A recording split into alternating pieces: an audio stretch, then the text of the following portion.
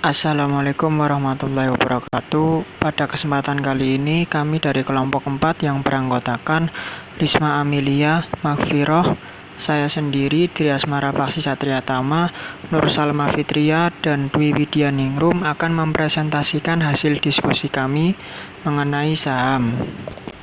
Adapun pembahasannya berisi tentang pengertian saham, hak, hukum, dan fasilitas pemegang saham, jenis-jenis saham, penilaian saham, dan yang terakhir faktor-faktor yang mempengaruhi fluktuasi harga saham. Pertama, pengertian saham. Saham adalah sertifikat yang menunjukkan bukti kepemilikan suatu perusahaan dan pemegang saham memiliki hak klaim atas penghasilan dan aktiva perusahaan. Kemudian, ada hak hukum dan fasilitas pemegang saham yang terbagi menjadi dua, yaitu kendali atas perusahaan dan hak preemptif. Pada kendali atas perusahaan berisi peraturan federal dan negara bagian mengatur pelaksanaan hak yang dimiliki oleh para pemegang saham. Peraturannya adalah perusahaan harus melakukan pemilihan direksi secara berkala dan pemegang saham dapat hadir dalam rapat tahunan dan memberikan suara secara langsung. Kemudian pada hak preemptif berisi tujuan hak preemptif. Ada dua, yaitu mencegah manajemen suatu perusahaan menerbitkan saham tambahan dalam jumlah besar dan melindungi pemegang saham dari pendilusian nilai. Kemudian, saya akan menjelaskan mengenai jenis-jenis saham. Ditinjau dari segi bentuknya, saham dapat dikategorikan atas saham atas nama atau nominal shares, yaitu saham yang menyebut nama pemiliknya. Kemudian ada saham atas unjuk, bare shares, yaitu saham yang tidak menyebut nama pemiliknya. Dari segi hak dan keistimewaannya, ada dua, yaitu saham biasa, ordinary shares.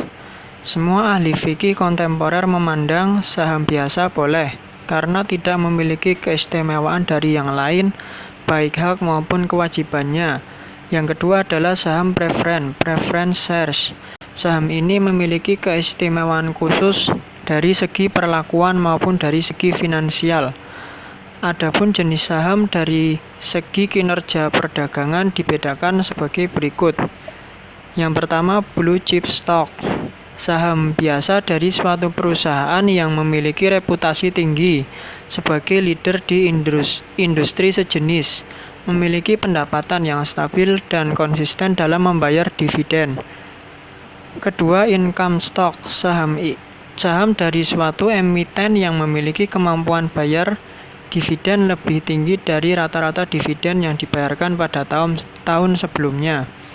Yang ketiga, growth stock. Ada dua, yaitu well-known, saham-saham dari emiten yang memiliki pertumbuhan pendapatan yang tinggi sebagai leader di industri sejenis yang mempunyai reputasi tinggi. Yang kedua, lesser known, saham dari emiten yang tidak sebagai leader dalam industri, namun memiliki ciri growth stock. Umumnya saham ini berasal dari daerah dan kurang populer di kalangan emiten. Kemudian ada speculative stock. Saham suatu perusahaan yang tidak bisa secara konsisten memperoleh penghasilan dari tahun ke tahun, akan tetapi mempunyai kemungkinan penghasilan yang tinggi di masa mendatang meskipun belum pasti. Dan yang terakhir ada counter cyclical stock. Saham yang tidak terpengaruh oleh kondisi ekonomi makro maupun situasi bisnis secara umum. Pada saat resesi ekonomi, harga saham ini tetap tinggi, di mana emitennya mampu memberikan dividen yang tinggi sebagai akibat dari kemampuan emiten dalam memperoleh penghasilan yang tinggi pada masa resesi. Kemudian ada penilaian saham yang terbagi menjadi dua, yaitu nilai-nilai saham yang terdiri dari dua pendekatan untuk melakukan analisis investasi yang berkaitan dengan harga saham. Dua, yaitu Analisis fundamental. Analisis ini beranggapan bahwa setiap investor adalah makhluk rasional. Karena itu, analisis ini mencoba mempelajari hubungan antara harga saham dengan kondisi perubahan yang tercermin pada nilai kekayaan bersih perusahaan itu. Yang kedua adalah analisis teknikal. Analisis ini beranggapan bahwa penawaran dan permintaan menentukan harga saham. Para analis teknikal lebih banyak menggunakan informasi yang timbul dari luar perusahaan yang memiliki dampak terhadap perusahaan daripada informasi intern perusahaan. Untuk jenis-jenis penilaian saham terdiri dari yang pertama, nilai buku. Nilai buku ialah nilai aset yang tersisa setelah dikurangi kewajiban perusahaan jika dibagikan.